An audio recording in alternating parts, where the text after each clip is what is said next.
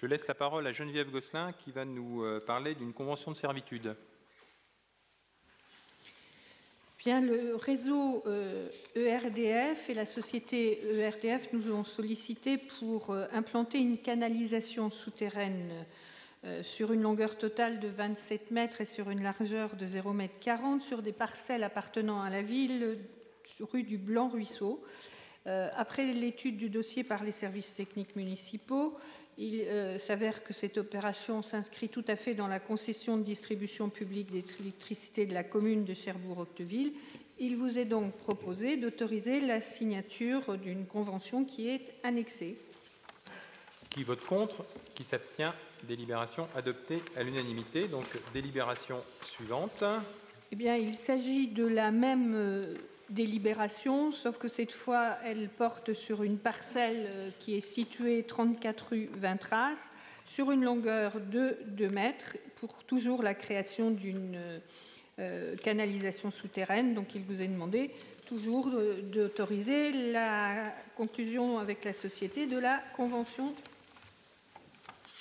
Qui vote contre? Qui s'abstient? Délibération adoptée à l'unanimité. Délibération 221 relative à la résiliation du bail qui est conclu avec l'État. Non, avant. Excusez-moi, il y a une troisième. Alors, toujours une convention avec ERDF, mais pour un objet un peu différent, puisqu'il s'agit de la pose d'un nouveau départ haute tension sur le boulevard Mendès-France. Et donc, la société ERDF sollicite la possibilité d'établir à demeure sur des parcelles qui sont quai Alexandre III et rue du Vieux-Pont, et qui appartiennent toutes les deux à la ville, une canalisation souterraine, cette fois-ci sur une longueur de 81 mètres, ainsi que ses accessoires. Donc, il vous est demandé d'autoriser la ville à signer et à conclure la convention avec ERDF. Qui vote contre? Qui s'abstient? Délibération adoptée à l'unanimité. Donc, cette fois-ci, on va bien à la résiliation du bail. Alors, en 2010, nous avions renouvelé le bail pour une durée de 9 ans entre la ville de Cherbourg-Octeville, qui louait à l'État, au ministère de l'Éducation nationale, un immeuble au 78 rue de la Duchée à Cherbourg-Octeville, qui abritait le CIO, le Centre d'information et d'orientation. Ce bâtiment nécessite d'importantes rénovations. Des travaux ont été programmés et ont démarré à partir du 15 avril et qui vont se poursuivre jusqu'en 2014. Durant cette période, les services du CIO intègrent les locaux de l'ancienne école maternelle Batavia. Or, la ville loue actuellement 687 mètres carrés de locaux au CIO pour un montant de 5 960,47 € au trimestre, ce qui représente 23 841,88 € par an. Quand le bâtiment sera rénové, le CIO n'occupera plus que 250 mètres carrés pendant qu'il sera relogé dans les anciennes salles de classe.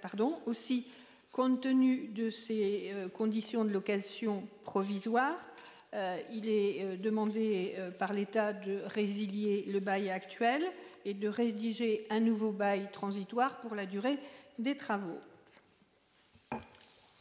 Qui vote contre? Qui s'abstient? Délibération adoptée à l'unanimité. Délibération suivante, le local du square Filippo-Leca.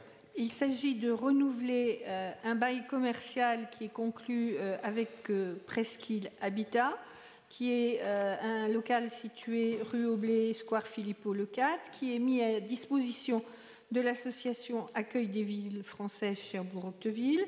Ce bail est arrivé à échéance le 14 septembre 2012 ou 2013 ? Je pense que c'est plutôt 2013. Et Presqu'île Habitat a soumis le projet d'un nouveau bail d'une durée de 9 années qui prend effet rétroactivement à partir du 15 septembre 2012 pour expirer en septembre 2021. Donc c'est bien 2012. Le loyer annuel est fixé à 2 065 €. Il est révisable au 1er septembre de chaque année en fonction de l'évolution de l'indice INSEE du coût de la construction et de l'habitation. Et vous avez le projet de bail et vous est demandé d'autoriser Monsieur le maire ou son représentant à signer le renouvellement de ce bail commercial. Qui vote contre? Qui s'abstient? Délibération adoptée à l'unanimité. Rétrocession de parcelles rue du Blanc-Ruisseau. En 2009, dans le cadre du programme local de l'habitat, la ville avait cédé à la société Brémond des parcelles de terrain situées rue du Blanc-Ruisseau pour réaliser la construction de 21 logements. Il avait été conclu à ce moment de la vente qu'il serait rétrocédé à la ville des emprises qui sont situées dans une zone dite de Talweg afin qu'il soit aménagé un espace public naturel. Pour cela, un document d'arpentage a été établi par Géomètre pour délimiter les surfaces qui devraient revenir dans le domaine de la ville. Il s'agit d'un certain nombre de parcelles d'une contenance totale de 1533 m² avec les numéros de cadastre indiqués.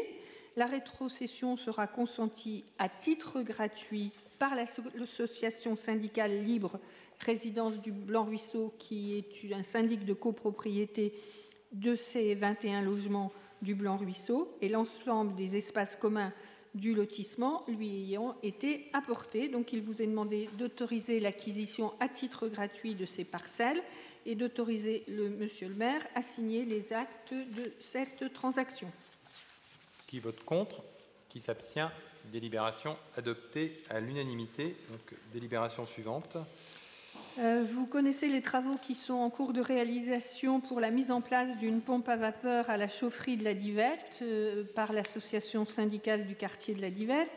Et cette association syndicale a sollicité la ville pour une occupation du domaine public pour la création d'un réseau 12. En effet, ce réseau nécessite que soit posé en pleine terre un certain nombre de fourreaux dans les parcelles qui appartiennent au domaine de la ville sur la rue du Pont et la rue de Psicarie. Il vous est donc proposé de conclure avec l'association syndicale du quartier de la Divette une convention d'occupation du domaine public de la ville sur une durée de 15 ans avec un paiement d'une redevance annuelle de 290 €. Qui vote contre? Qui s'abstient? Délibération adoptée à l'unanimité.